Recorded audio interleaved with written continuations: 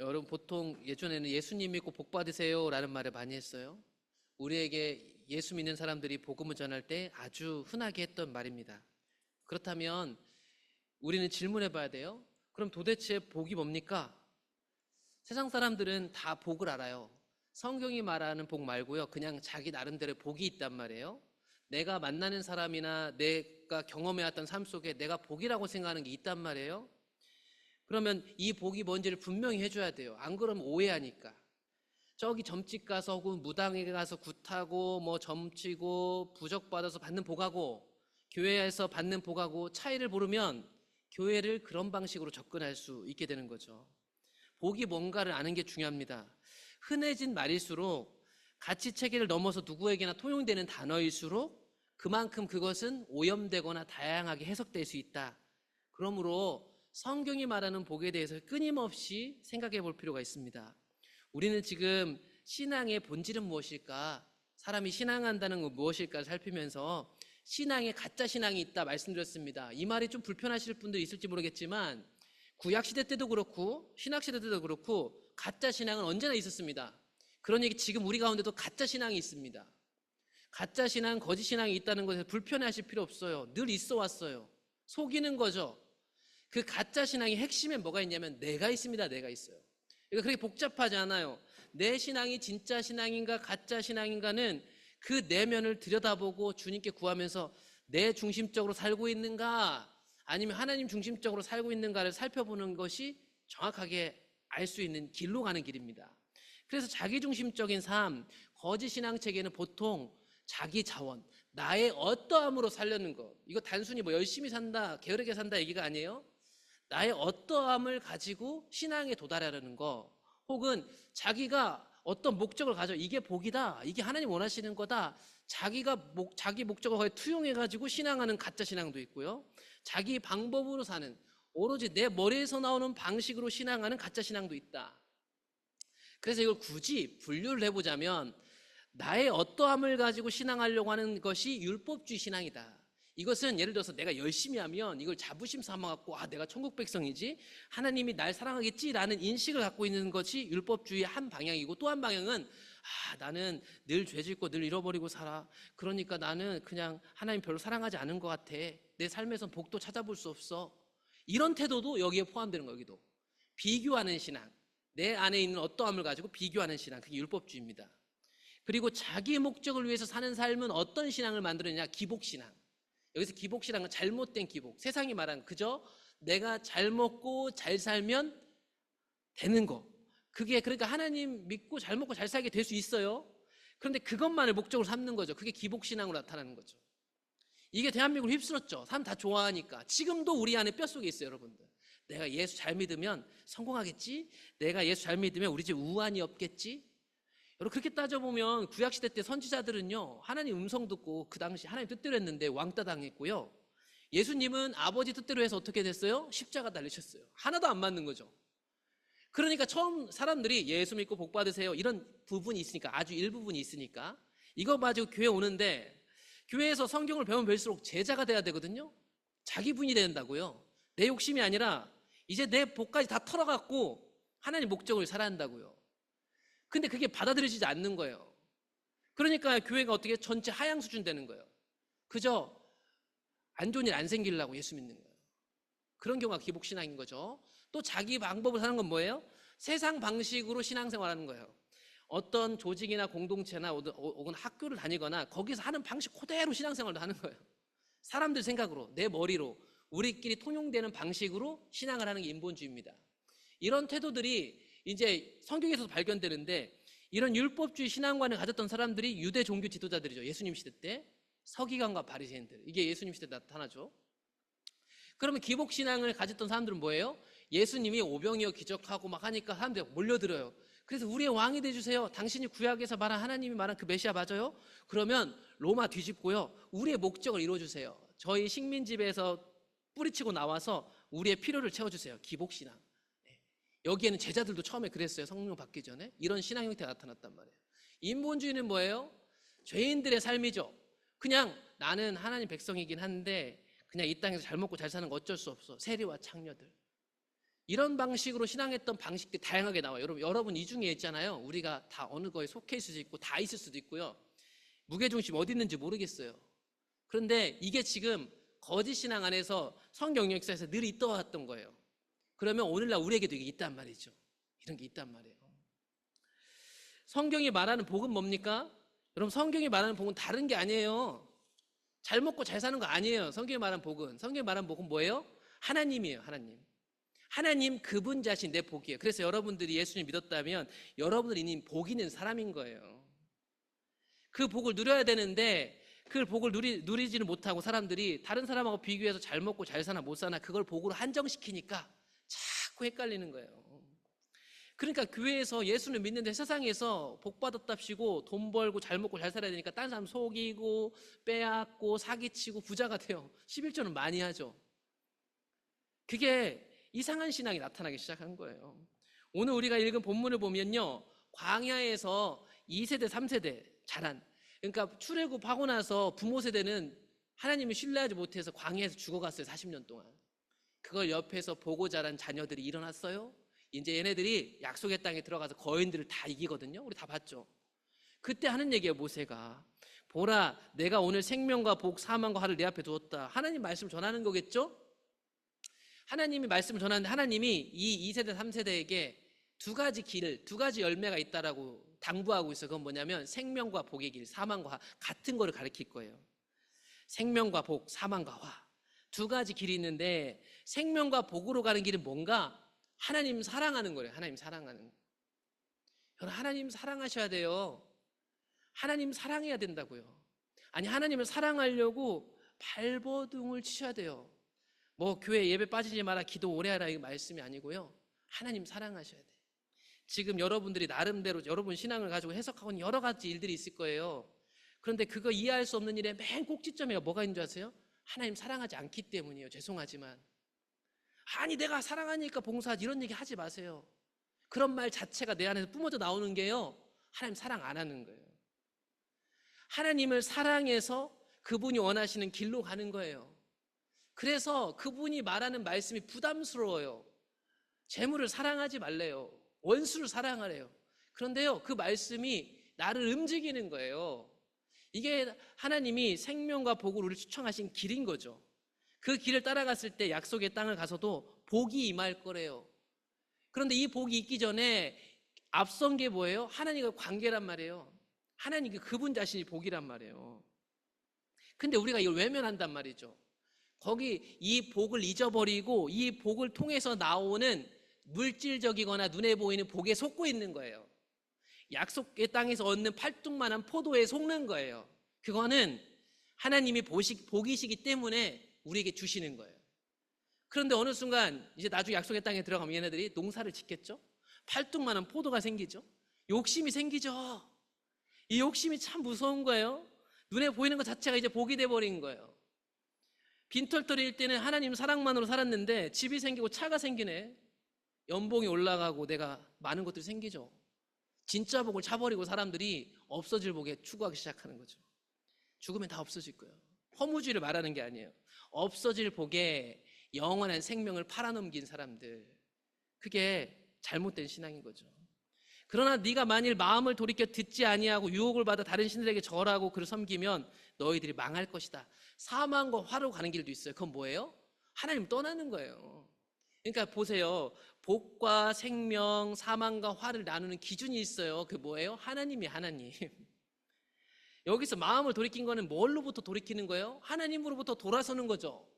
여러분, 유혹은 항상 있어요. 유혹은 항상 있는데 하나님에게서 고개를 돌리는 순간 저 유혹들이 나를 사로잡아 먹기 시작하죠. 그렇게 되면 어떻게 돼요? 망하는 거예요. 복이 없어진 거예요. 비록 거기서 팔뚝만한 포도 먹어도 죽어 있는 거예요. 오늘날 교회가 크고 나름대로 신앙하면서 나름 만족하고 사람들이 와, 그래도 당신 정도면 신앙 잘해요 라고 하지만 집에 돌아가서 혼자 있는 그 홀로 있는 그곳에서 당신들의 열매는 무엇인가? 망한 열매를 먹고 있는 거예요. 허무한 거예요. 생명이 없으니까 그래서 교회 오면 다투는 거예요. 다툴 이유가 하나도 없잖아요. 여러분 있잖아요. 내가 어디 이렇게 헌신까지 해가지고 자발적으로 회비 내면서 어느 동호회 가서 싸우세요? 근데 왜 교회에서는 싸우는 거예요? 말도 안 되는 거예요. 상식적으로 봐도. 그러니까요, 오늘날 교회에 하나님 생명과 복이 거쳐진 거예요. 우리한테. 다른 사람 얘기하지 말고 내 안에 생명과 복이 상실됨으로 그 생명의 열매들을 못 먹는 거예요. 그래서 신명기 30장 19절에 가보시면 성경은 복이 무엇인지 분명히 얘기해요. 내가 오늘 하늘과 땅을 불러 너희에게 증거를 삼노라. 내가 생명과 사망과 복과 저주를 내 앞에 두었은즉 너와 내 자손이 살기 위하여 생명을 택해라. 하나님은요, 우리에게 복 주시고 싶어 하시는 분이에요. 그래서 복하고 생명을 꼭 택해라 얘기해요. 2세대 3세대에게. 그게 뭘까요? 내 하나님 여호와를 사랑하고 그의 말씀을 듣고 그를 의지하라. 이게 생명이다. 이게 나오잖아요. 앞에서 봤죠? 생명이 복이라고. 하나님 사랑이 복입니다.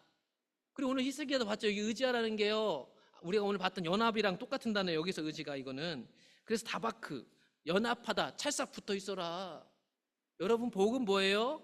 하나님을 선택하는 거예요. 하나님을 사랑하는 거예요. 다른 사람 목소리 듣지 말고 여러분 목소리 듣지 마세요. 그분의 목소리를 청종하세요. 안 들리면 들릴 때까지 기다려야죠. 자꾸 내 경험을 가지고 하나님이 이렇게 하시는 것 같아 이런 거 하지 마세요. 하나님이 움직이실 때까지 기다리세요. 하나님 사랑을 느낄 수 있을 때까지 아무것도 안 하기로 작정한 사람처럼 신앙을 바꿔보셔야 할 때가 온 거예요. 이제 더 이상 이렇게 생명 없는 가짜 신앙하는 거는요, 고단한 거예요.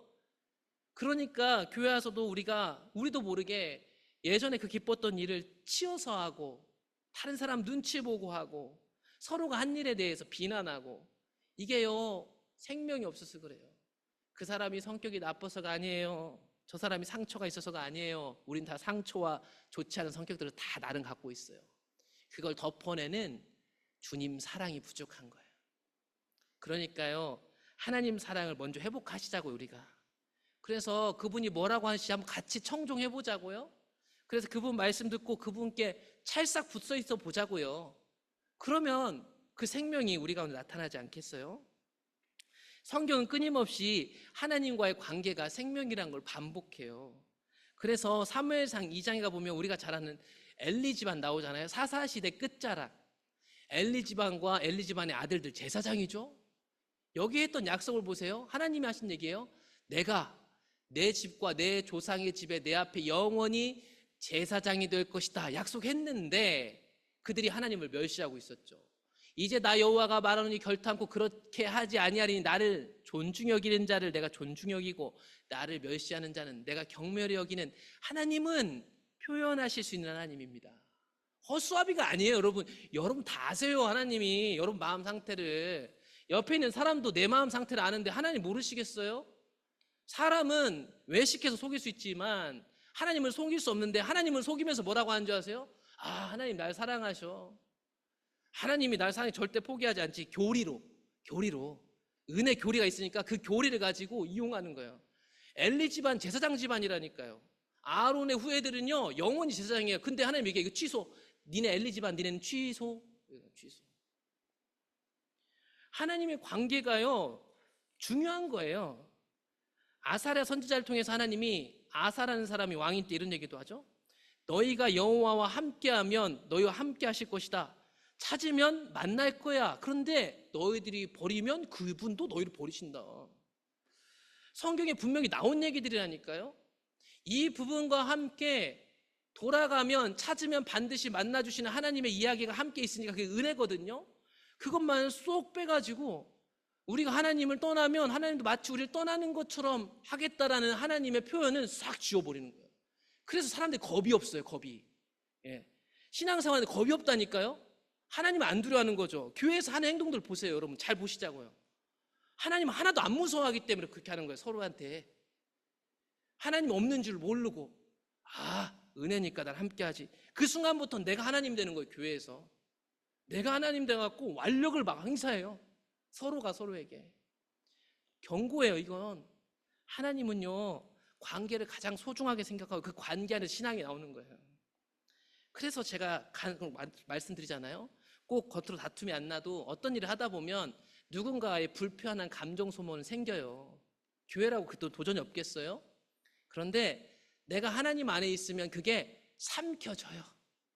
내가 하나님 안에 있으면 그거를 견딘다고요. 칼을 뽑지 않는다고요. 예, 바보라서가 아니에요. 그냥 맞는 거예요. 받아들이는 거예요. 그런데 그게 안 되잖아요. 그래서 제가 간혹 말씀드리잖아요. 여러분, 그런 미움과 다툼이 생기면 절대 칼을 뽑지 마세요. 한 얘기가 그거예요. 하나님 찾아와야 돼. 교회 와가지고 하루 종일이라도 이 마음 가지고 씨름하셔야 돼. 옛날에 우리 선배님들 다 그렇게 했어요.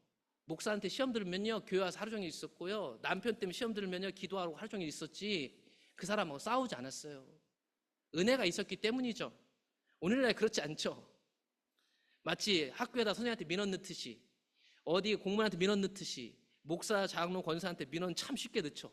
하나님 찾지 않아요. 하나님 버렸기 때문이에요. 하나님 떠났기 때문에. 생명이 없어서. 예레미야 29장에 보면요, 이제 이 남쪽 유다가 멸망하려고 벌써 이제 포로로 몇 번씩 끌려갔어요. 이제 곧 멸망해. 남쪽 유다도 이제 볼 거예요, 우리 앞으로. 그런데 이 남쪽 유다 이 사람들이 포로로 끌려가고 이미 1차로 포로로 끌려가가지고 저기 바벨론에 있어요. 여기 유다에 남아있는 사람들, 우리가 여기 성전이 있는데 절대 안 망하지, 여전히 기도하고 있었어요. 근데 하나님은 예레미야를 통해서 야, 저기 포로로 끌려간 사람들한테 편지 써라 하고 한 얘기가 뭐였냐면, 야, 너희들 거기서 못 돌아온다. 거기서 70년 살아야 돼. 그러니까 이제부터 성전 없어도 거기서 하나님 찾고 구해라, 이렇게 얘기를 해요. 이 사람들은 이게 참 충격적이에요. 왜냐하면 성전이 있어야 되거든. 솔로몬 성전 가서 기도하고 예배 드려야 되거든. 근데 그거 없는데 그 바벨론 포로로 있을지라도 하나님 찾고 구하면 만나주신대. 이게 하나님 관계예요, 관계. 장소에 매이지 않아요. 형식에 매이지 않죠. 하나님과의 사랑의 관계가 복이라는 증거입니다. 이들이 이제 70년 살다가 포로로 돌아와요. 무너진 성전을 재건축해야 돼요. 왜냐하면 그게 그들의 정체성이니까. 이제 70년 바벨론에서 나고 자란 외국인 애들이 검은 머리 한국인 사람처럼 와가지고 신앙을 재건한단 말이에요, 성전을. 그때 하나님이 스가랴 선지자를 통해서 돌아온 이스라엘 2세대 3세대들에게 얘기를 해요. 그러므로 너는 그들에게 말하기를 만군의 여호와께서 이처럼 이시되 너희는 내게 돌아오라. 만군의 여호와의 말이니라. 그리하면 내가 너에게 돌아가리라. 그래서 이 사람들이 돌아와가지고요, 성전을 짓는 거예요. 신앙 회복 운동이에요, 건축이. 그 당시 건축. 오늘날 건축은 좀 특성이 달라요. 이거는 무너졌던 신앙을 외국인이 다 된 그들이 이제 재건하는 거죠. 그래서 성전도 짓고 예루살렘 그 성벽도 지어가지고 공동체 회복하는 것 같았어요. 그런데 얼마 가지 않아서 또다시 하나님을 떠나죠. 참 안타깝지만요, 이게 우리잖아요, 우리. 이게 우리라고요. 그래서 구약 성경의 맨 마지막 선지 활동을 했던 말라기 선지자가, 성경에 있는 맨 마지막이죠, 구약의 끝이죠. 그때도 똑같이 하나님이 내게로 돌아와야 된다. 다시 떠났다는 거죠. 그렇게 타락하고 또 타락해서 기회를 몇 번 줬는지 모르겠어요. 그런데 또다시 하나님은 또 기회를 줘. 돌아와라. 그럼 내가 또 돌아갈게. 그러니까 오해는 하지 마세요. 하나님께 돌아오는 게 복이기 때문에 계속 하나님 책망도 하는 거예요. 하나님께 돌아가세요. 그게 복이에요. 그래야 사는 거예요. 그런데 말라기 시대 사람들이요, 하나님께 돌아오라 그러면 하나님도 만나주신단다 하는데 뭐라고 하냐면, 우리가 어떻게 하여 돌아가죠? 이렇게 그래요. 이게 몰라서 그런 게 아니고요, 사실은 몰라서도 그렇겠지만 돌아가기가 싫은 거예요. 돌아가기 싫은 거죠. 성경에 이렇게 반복적으로 나왔는데 깨닫지도 못하고 실제적으로 가까이 하고 싶은 마음이 없었어요. 왜냐하면 그래서 이 뒷장에 나오는 얘기가 뭔지 아세요? 말라기 3장 7절 뒤부터 나온 얘기가 여러분 말씀 들을 때 제일 많이 들었던 성경 구절이 나와요. 그게 뭐예요? 11조 얘기 나와요. 저 오늘 11조 얘기 하려는 거 아니에요. 이 얘기 뒷구절부터가 11조가 나와가지고 하나님 거 도둑질하는 얘기가 나와요. 그러니까 그들의 삶을 보면 사실은 하나님 필요하지 않아요. 오늘날 성도들 있잖아요. 저도 하나님 만나고 싶어요.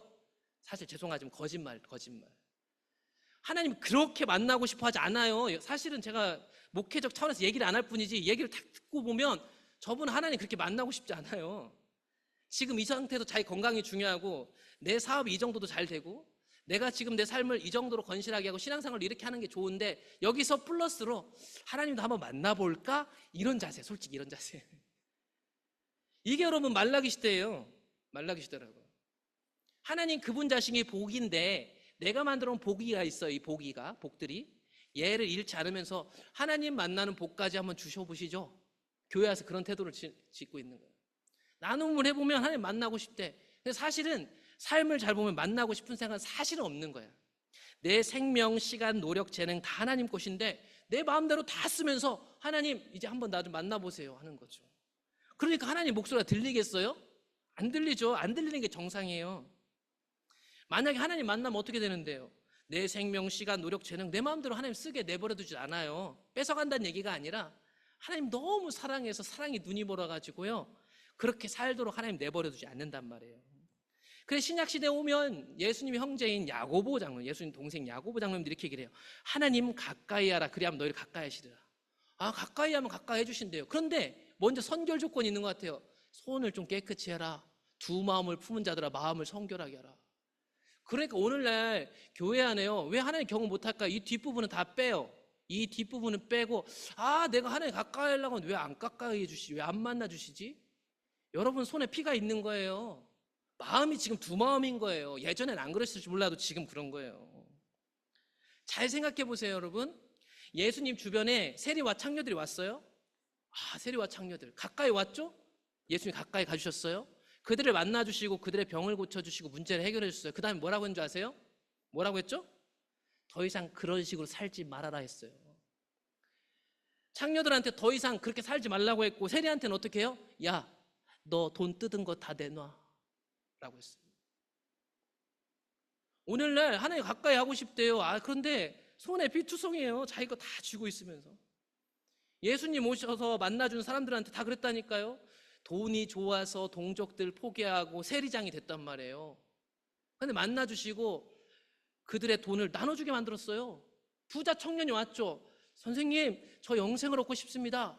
저요 말씀대로 살고 교회 한 번도 안 빠지고 11조하고 장로고 목사예요. 그래? 너한테 부족한 게 하나 있네. 너 재물을 다 팔고 내 제자로 들어와라. 근심하고 가죠.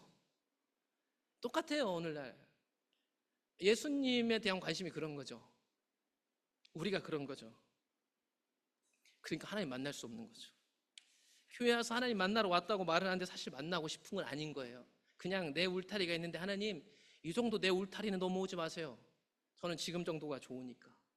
그래서 점점 귀가 멀어버린 성도들이 하나님 목소리를 듣지 못하죠. 황금률, 하나님과의 사랑의 관계의 의미에서 하나님과 함께 한다는 것과 하나님을 우리가 버린다, 등 돌린다라는 뜻이 무엇인지 한번 생각해 볼 필요성이 있어요. 예레미야 6장에 가보면 하나님은 계속해서 예레미야한테, 야, 남유다 너희들도 이제 멸망해서 70년 포로로 살아야 된다.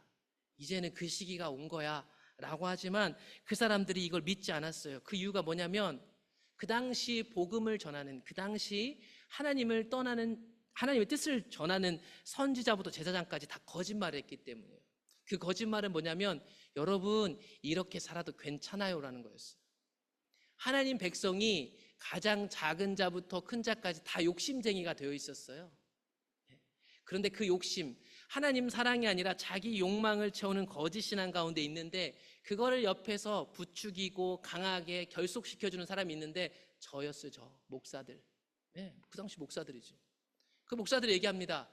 아, 우리 솔로몬 성전이 있는데, 솔로몬 성전 말씀 몰라요?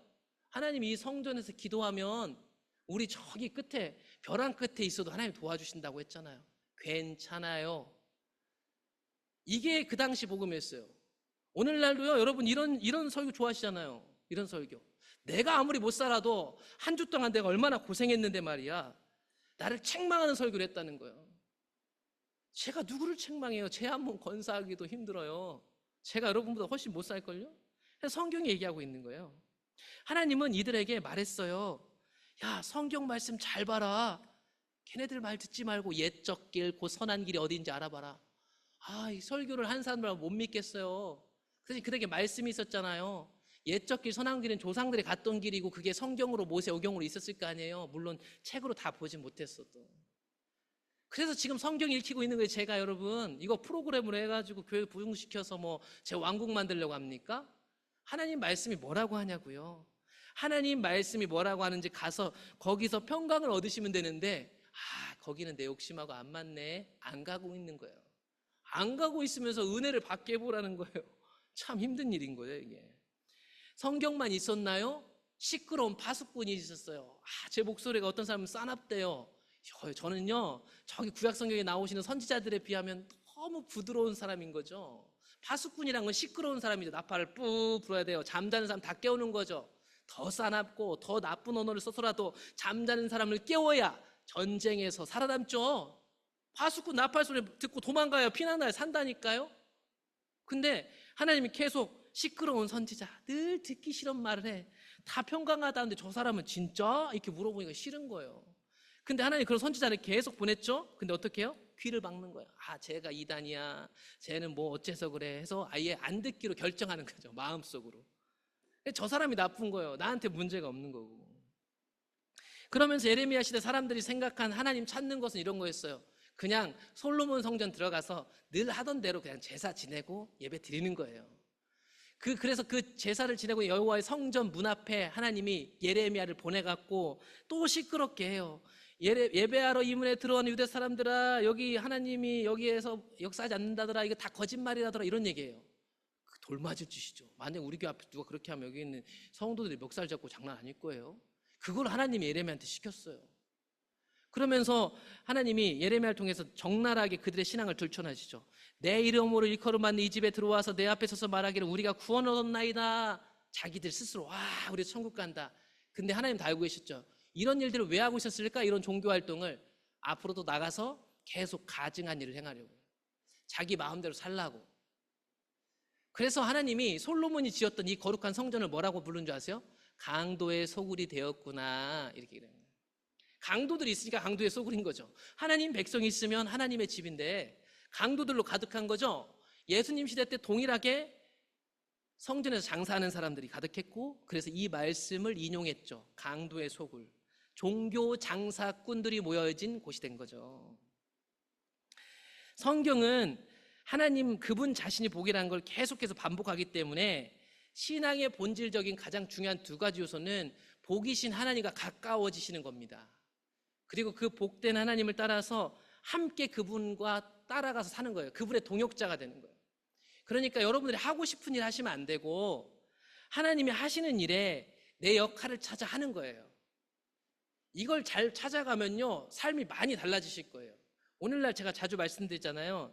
하나님과의 친밀한 관계가 끊어지다 보니까 자기가 뭘 해야 되는지를 모르고 자기가 없어야 할 곳에 있고 있어야 할 곳에 없는 일들이 교회나 거대한 하나님 공동체 안에 많이 일어나기 시작해요. 그래서 이게 큰 문제가 되잖아요. 하나님을 먼저 알고 사랑해서 그분이 나한테 원하시는 거를 내가 분별해서 자원하는 마음으로 그 자리를 갈 때 신앙의 본질에서 나오는 생명력이 우리 공동체를 살리는 거겠죠. 그래서 하나님 중심적인 삶은 세 가지 특징을 갖고 있다고 했습니다. 나의 어떠함으로가 아니라 위로부터 오는 자원을 가지고 살아요. 그래서 하나님의 뜻을 묻고 하나님 말씀 안에서 그 뜻을 발견하려고 해요. 그리고 거기서 하나님 힘 주시기를 기다려요. 하나님으로부터 오는 힘을 가지고 하려고. 또한 내 목적이 아니고 내가 볼 때는 이렇게 했으면 좋겠어요 하지만 하나님 목적을 위해서, 하나님 뜻을 위해서 내 생각과 계획을 내려놓을 줄 알아요. 그리고 세상적인 방법이 아니라 어떤 게 하나님이 원하시는 방법인지 찾아서 하려고 해요. 그래서 조금 교회 일이 어렵게 느껴질 수도 있어요. 그런데 이 비밀을 우리가 깨닫는다면 교회 일은 그 어느 일보다 은혜롭고 놀라운 기적이 임하게 돼 있어요. 하나님이 우리를 통해서 하는데 하나님만 맺을 수 있는 열매를 맺게 될 테니까요. 이집트에서 노예로 살던 이스라엘을 구원하신 하나님은 이제 너희들은 노예 나라가 아니고 하나님 백성이다 약속했어요. 그 하나님 백성이 된다는 건 뭐냐면 세상에 여러 나라가 있는데 여러 나라들을 섬기는 제사장 나라가 되는 거예요. 그러니 하나님 소유는 이제 내가 무엇을 마실까, 무엇을 입을까 걱정하는 사람이 아니고 하나님을 위하여 다른 나라를 어떻게 섬길까, 저 다른 사람들을 어떻게 하나님 백성으로 합류시킬까, 이것이 하나님 백성의 사명이 돼요. 그런데 호세아라는 성경 우리가 저번에도 봤지만 하나님을 떠나면 어떤 일이 벌어지냐면 그 약속도 마치 깨진 것처럼 하나님 말씀하시죠. 내 백성이 지식이 없음으로 망하는도다. 하나님을 아는 지식이 없는 거예요. 네가 지식을 버렸다. 하나님 그분 자신을 버린 거예요. 그러므로 나도 너를 버려서 내 제사장이 되지 못하게 할 것이다. 그러니까요, 하나님 능력을 잃어버린 거야. 이 제사장 나라의 능력을 없어져 버린 거예요. 그러니까 잘 생각해보면 오늘날 기독교가 왜 이렇게 무능해요? 목사님 이렇게 물어본다면 사회의 지탄 평가는 뭐 사람들마다 견해가 다르니까 뭐 그렇다 쳐도 일부의 과격한 평가에도 불구하고 우리 직장의 성도는 능력이 있어야 될 텐데 어떠세요, 여러분? 능력이 있다고 평가받으세요? 전 단순히 업무를 말하는 게 아니에요. 다른 사람들이 쟤 예수 믿는다 해가지고 요즘 이게 여론이 안 좋으니까 예수 믿는 것도 별론데라고 인식이 바뀌어 있을지라도 나를 보면 그 생각이 깨지는 사람이냔 말이에요. 예수쟁이라고 비하해도 그를 내칠 수 없는 아주 독특한 능력. 저는 그것을 생명력이라고 부를 수 있을 것 같아요. 그게 복이라고 말할 수 있을 것 같아요. 하나님의 뒷받침이라고 볼 수 있을 것 같아요. 내가 가는 곳에 그런 뒷받침들이 나타나는 거예요. 그래서 불편하고 싫은데 저 사람이 여기 없으면 안 될 것 같은 사람. 그런데 이 생명력을 상실하면요, 아무것도 아닌 게 돼버려요. 이 생명력을 상실하면요, 교회 공동체만큼 정말 빈털터리가 없어요. 오늘날 교회에서 싸우시면 안 돼요, 여러분. 절대 다투시면 안 돼요. 그런데 아시다시피 교회마다 지금 안 싸우는 교회가 있어요? 없어요. 없어요. 이게 우리 현실이에요. 현대 한국교회. 우리 얘기하는 게 아니라 현대 한국교회. 시한폭탄 같아요. 언제 터질지 모르겠어요. 그걸 멀리서 보는 저도 사실 되게 무서워요. 막 시한폭탄 같아서. 아닌 척 숨기고 있지만 어느 때고 서로의 욕망이 부딪혀서 불꽃이 나면 큰 싸움이 날 것 같이 사실은 두려워요. 기도해요. 하나님, 저 사람의 표정 가운데 있는 저 불안함과 두려움 뭡니까? 저 사람 얼굴에 있는 분노는 뭡니까? 하나님이 없어서 그런데 하나님 오셔야죠. 그러니 우리가 살고자 한다면 여러분, 다른 것이 아니라 최우선적으로 해야 될 게 뭐냐면 하나님께로 돌아가는 거예요. 하나님께 돌아가는 게 뭔데요? 그만 질문하시고 내 손에 뭐가 쥐어있는지 보자고요. 아까 야고보 장로님이 얘기한 것처럼 내 손을 깨끗이 하라는데 내 손에 피가 묻어 있지 않은지, 내가 쥐고 있는 두 마음은 무엇인지 그걸 먼저 보시자고요. 사람들이 내가 두 마음이 있다는 건 아예 배제하고 내가 죄악 가운데 있다는 걸 배제하고 이런 얘기를 한 사람한테 그래서 해보세요 이런 친구야. 저보고 해보라요. 저 못해요. 죄송한데. 하나님이 해주셔야 돼요. 주님이 오셔야 돼요. 그런데 주님이 오시도록 제가 말할 수 있는 건 뭐냐면 두 마음을 내려놓으라는 말씀을 드릴 수 있을 것 같아요. 성경이 얘기하니까 손에 있는 피를 더 이상 흘리지 말라고 얘기할 것 같아요. 더 이상 원수를 미워하지 말라고 저는 얘기할 수 있을 것 같아요. 오해는 하지 마세요. 하나님은 우리를 살리시려는 거니까. 선지자들의 과격한 메시지를 겉만 보지 마세요. 우리 계속 보고 있잖아요. 돌아오라는 얘기니까. 우리를 향한 하나님의 의도는 언제나 생명이기 때문이에요. 그래서 제가 당부드리잖아요. 저의 어떠함 때문에 속지 마세요. 이 뒤에 숨겨진 하나님의 여러분들 향한 의도는 하나님께 돌아와 생명을 누리라는 거니까. 예레미야는 남유다가 결국 멸망한다는 이야기를 하면서 이렇게 얘기를 합니다. 멸망할 거니까 지금 포로로 간 그 땅에서 못 돌아와요. 거기서 농사짓고 기도하고 하나님 찾으세요 라고 얘기하면서 예레미야 이렇게 얘기를 해요. 여호와의 말씀입니다. 여러분들을 향한 나의 생각을 내가 아나니 평안이요 재앙이 아니니라. 너희에게 미래와 희망을 주는 것이다. 하나님 이렇게 얘기를 하는데 너희를 향한 내 생각이 뭔 줄 아니? 평안이야. 이거 지금 재앙 같지? 아니란다. 평안이다. 지금 이 순간이 이게 나중에 너희에게 미래와 희망이 될 것이야. 그래서 여기서 70년 살아나고 돌아온 애들이 성전을 짓는 거예요. 말이 안 되죠. 그래서 이 시기 때 먼저 포로로 끌려갔던 사람 중에 누가 있어요? 다니엘 좋아하시잖아요.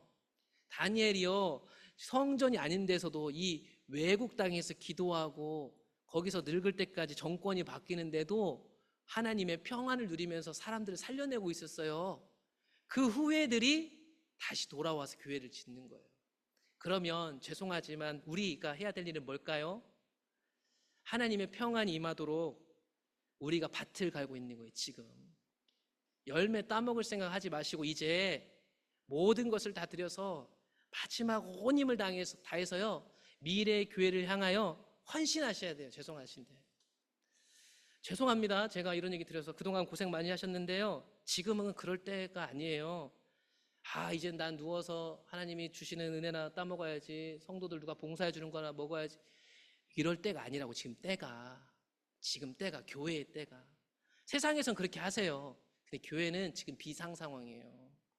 나이를 초월해서 각 사람은 하나님을 찾고 그분이 인도하시는 그 길을 따라서 자기 역할들을 감당하셔야 돼요. 다 있어요. 호세아도 똑같이 얘기했잖아요. 그래서 여호와께 돌아가자. 살리신다. 예, 우리에게 임하실 것이다. 그 하나님이 우리 가운데 임하시도록 우리가 해야 될 일이 있어요. 각자 해야 될 일이 있다고요. 뒷짐지고 목사님 한번 해보셔. 이렇게 하지 마시라고요. 제가 계속 지켜보고 있어요. 기다리고 있다고요. 근데 이런 사람들 의외로 많더라고요. 그러면서 말은 많아요. 뒷짐지고 있으면서 이렇게 합시다 저렇게 합시다. 빈자리를 채워가세요. 여러분, 하나님이 머리시니까 제가 머리 아니잖아요. 제 역할을 하고 있어요. 나름대로. 이제 여러분 역할을 하셔야 된다고요. 그러면 하나님이 우리 앞에서 우리 살리실 거예요. 예레미야로 다시 돌아와서 내게 부르짖으며 내게 와서 기도하면 기도를 들어주시고 온 마음으로 하나님을 구하면 찾고 만나주신대요. 이것은 여호와의 말씀이니라. 나는 너희들을 만날 것이며 너희를 포로된 중에서 다시 돌아오게 할 것이다. 이게 70년이에요. 70년. 지금 현재만 보지 마시고 여러분 자녀들 손주들이 다닐 진짜 좋은 교회는 지금부터 만드는데 한참이 걸릴지 몰라요. 어쩌면 그거를 우리는 못 보고 지나갈지 모르겠어요.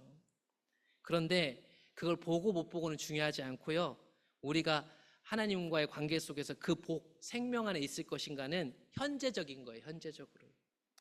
말씀을 좀 정리하겠습니다. 여러분, 하나님 그분 자신이 복이니까 다른 걸 자랑하지 마세요. 내가 하나님 믿었더니 이런 게 잘했다 저런 게 잘 됐더라 이렇게 됐더라. 예, 그것도 하나님 주신 게 맞아요. 그런데 하나님 그분 자신이 복이니까 다른 거 자랑하다 보면 나도 속고 다른 사람 속이는 꼴이 되더라고요. 우리가 하나님과 함께하면 하나님도 우리와 함께 하시고요, 우리가 하나님을 떠나면 하나님도 우리를 떠나는 것처럼 성경에 나와요. 이게 참 이상한데 이걸 떼놓고 생각하면 하나님이 우리를 너무 사랑하셔서 결국엔 우리를 구원해내시니까 그게 하나님의 은혜의 교리죠. 우리 성도를 견인하는 거죠. 그런데 그 교리는 설명하기 위해서 따로따로 떼놓는 건데요, 이게 합쳐지면 이렇게 모순적인 것처럼 나와요. 하나님 우리를 거룩하게 했는데 우리를 칭히 의롭다 했는데 천국 가는 길 동안에 성화를 시키고 영화를 시킨다? 여러분, 그런 개념들 안에서 우리 갇혀 있는 거예요. 갇혀 있는 거. 그 말이 맞는 얘기인데 성경은 그걸 이렇게 복잡한, 사실은 서로 충돌한 것 같은 모순적 이야기를 하고 있다. 그런데 우리는 이 두 가지 말씀을 다 받아들이는 게 아니고 오직 하나님은 항상 나와 함께 하셔만 받아들여서 내가 하나님을 떠나 있으면서도 떠나 있다는 걸 인정하지 않습니다. 그러니 하나님과의 관계는 멀어져 가는 거예요. 내가 하나님을 떠나면 하나님 떠난다는 걸 알아야 그 공허감과 고통 속에서 내 사랑하는 그분을 향해서 바짓가랑이를 잡고 기다리는 거예요. 찾아가는 거죠. 하나님을 알고 사랑하는 삶이 하나님과 함께하는 겁니다. 여러분, 하나님은 우리를 일하라고 부르지 않았어요. 그분을 사랑하는 거예요. 사랑하기 때문에 뭔가를 하게 되는 거예요. 우리가 하나님과 함께하기 시작한다면, 이미 함께 하시는데 그분과 전적으로 함께 따라간다면 그분이 우리의 복이시기 때문에 우리에게는 복, 생명력이 넘친다. 이 생명력에 대해서 나름 질문을 여러 가지 해보세요. 여러분은 이 생명이 뭘까요? 물어보면 여러 가지 얘기하실 거예요. 그게 뭔지 한번 찾아보세요. 하나님의 약속이 성취되는 것도 하나님의 생명입니다. 그리고 하나님의 의도는 우리에게서 이 복을 뺏어가려는 게 아니에요. 야, 너 복 있으니까 한번 찾아봐라, 잡아봐라가 아니고 항상 그분 자신이 복이니까 우리는 이 복된 사람으로 살기 원하는 게 하나님 의도란 말이에요. 그러니까 여러분, 이제 아까 나비 얘기했잖아요. 날아다니면서 사셔야 돼요. 날아다니면서. 다들 레벌레 산으로 가는 것처럼 가서 이게 인생이지, 인생 다 산 사람처럼 살지 말고 날아가시라고. 나비 모양이 다 달라요. 새로운 모양으로 날마다 그 생명을 뿜어내야 될 사람들이 교회 안에 갇혀 있으면 그것처럼 안타까운 게 없는 거죠. 또 한 주를 살아가실 겁니다. 여러분, 신앙의 본질로 가는 길 안에서 제거해야 될 게 많이 보이죠? 그래서 아프실 거예요. 저도 아파요. 말씀드렸지만 제거를 해야 오늘 보시는 것처럼 채우죠. 그래서 여러분 손에 뭐가 있는지, 마음에 뭐가 있는지 한번 살펴보는 시간입니다. 잘 살펴볼 때마다 나타나는 게 있으면 하나씩 제거해 보세요. 주의 은혜를 구하면서 잘라내 보세요. 그 다음에는 그 빈 공간에 하나님 그분 자신이 우리를 채우실 겁니다.